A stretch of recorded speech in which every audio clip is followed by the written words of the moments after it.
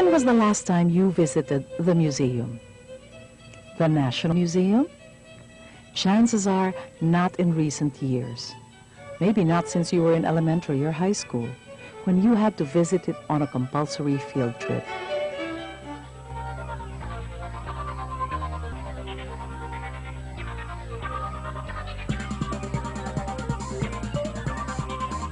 The Museum of the Filipino People, as the former finance building is now called, is just one of three that will make up the National Museum complex.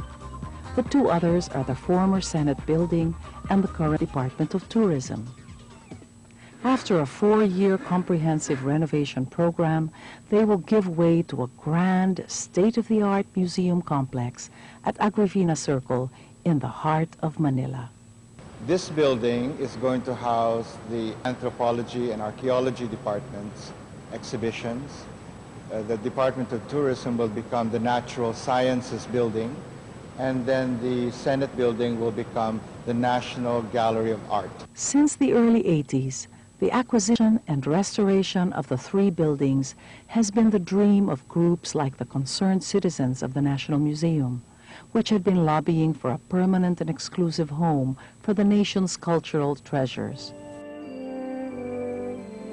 The Museum of the Filipino People will temporarily house exhibits that will eventually move to the two other buildings once they're ready. These would be a collection of the country's finest paintings, such as those of Juan Luna and Felix Resurrección Hidalgo, as well as works by famous sculptors.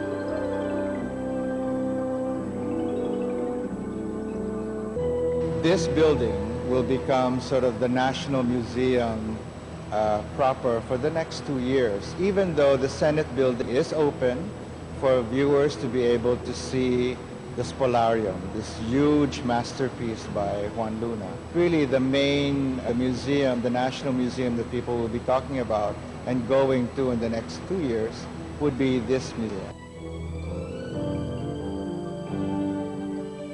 The museum was opened in June 1998, in time for the country's centennial celebration.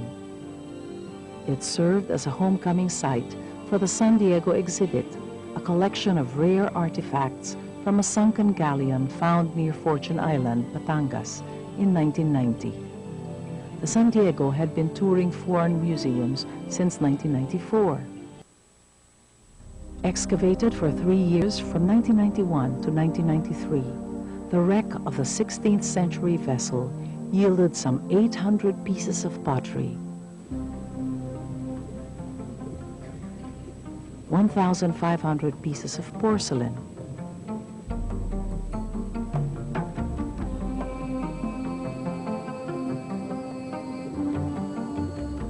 and a vast assortment of food stock, artillery,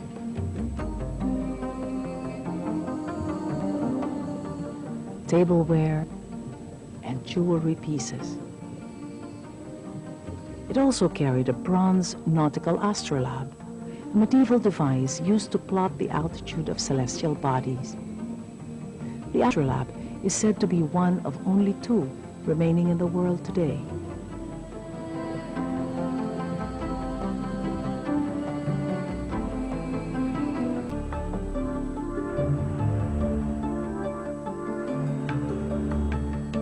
Another exhibit on the country's underwater treasures is the 5 centuries of maritime trade, which showcases significant wreck discoveries in different parts of the country.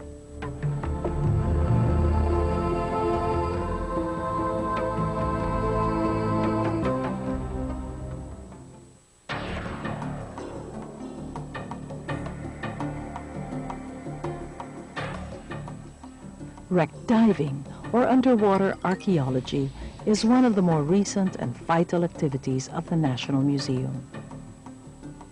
Many of these wrecks have yielded not just artifacts, but also crucial data about our history as a trading nation, long before the Spaniards came. Malaman mo talaga ang history ng Philippines dahil ang mga nakikita namin doon yung mga matatagal ng panahon, old ages.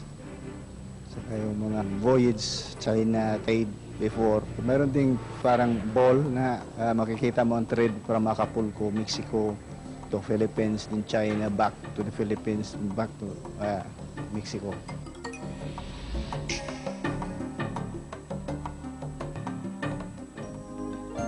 Detailing the country's pre-Spanish history is one of the museum's greatest strengths. The story of the Filipino people, a permanent exhibit housed in 3 separate galleries, is an elaborate display of the origin of our race. From the tribal, hunting-gathering days to the more established communities of highland, lowland, coastal, and lakeshore people. This was designed by a Canadian firm called Lord & Associates. And the challenge was how to make anthropology and archaeology and its exhibitions be friendly to young people, at least of a certain age group, from 14 to 19 years old. So in this 3 galleries, you get to see huge reproductions of a barangay boat rather than seeing scale models. Because this boat here, for example, barangay is the boat that people come in with 20 or 30 families, they settle in a settlement, and then that becomes the barangay.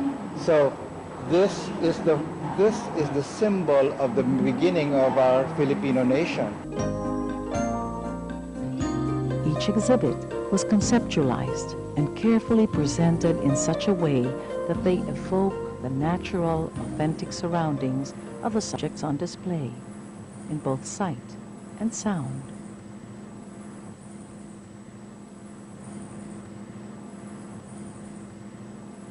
The exhibit for the Maitum Cave, for example, simulates the darkness and eerie sounds of the real cave, where these anthropomorphic or human-shaped jars were found. It contains anthropomorphic jars dated over 1,000 years old, and it also has the famous, very, very famous sort of landmark jar called the Manunggul jar.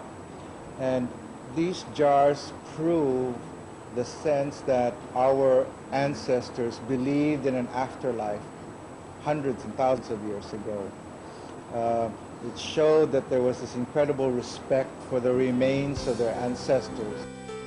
For museum authorities, there is nothing more encouraging than to see the museum's halls filled with people, which isn't far from what is happening now. But are they satisfied? But in reality, we do not have a museum culture in this country. Remember that if last year there was 260,000 visitors that came to the museum in 1 year, in 1 day alone, 250,000 visitors go into Robinson's Galleria, and even twice that in Glorieta on a weekend.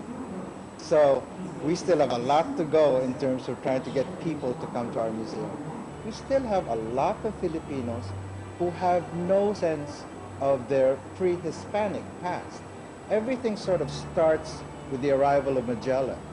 And anything before that is taken with a lot of fear, if anything, even mocking attitudes. If a museum like this museum can just let students come in here and they leave it 2 hours later saying, oh, I have a past. And it's a very interesting past. And it's a beautiful past. I can really see our faces feeling a lot more prouder being Filipino. That to me is the greatest satisfaction a museum could ever do to its country and to its people. Today, students make up the bulk of museum visitors, with around 8 to 10 school trips composed of at least 10 sections each, scheduled every day. But it's not always a compulsory activity. These kids from Lacandula High came voluntarily with their teacher, Alan. And where they came from, there will be more. Nakikita ko na parang nawawala sa mga bata ngayon yung importance ng historical ano nila. Dinila ko sila rito para kahit pa paano ma-link up sila dun sa history ng...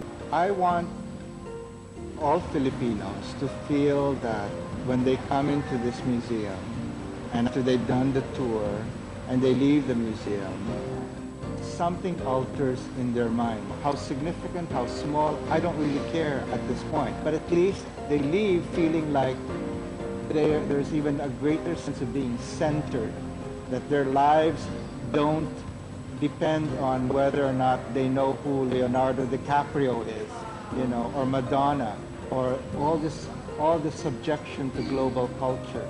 That they also know now that they have a manunggul jar, you know, that they have prehistoric elements here that of some importance to them. That's what I want them to go away with.